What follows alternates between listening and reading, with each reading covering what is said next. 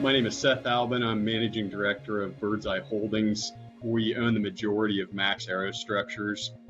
Max is a leading Tier 1 supplier of structural assemblies and components.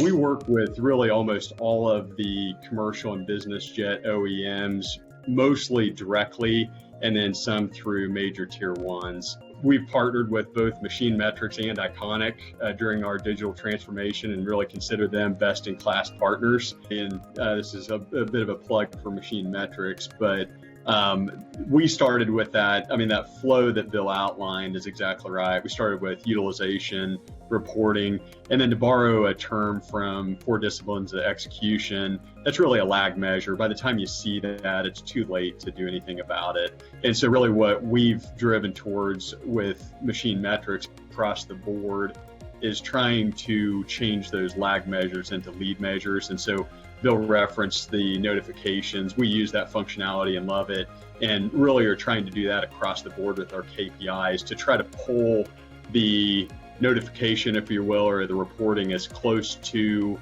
the action as possible to make sure that the information is actionable.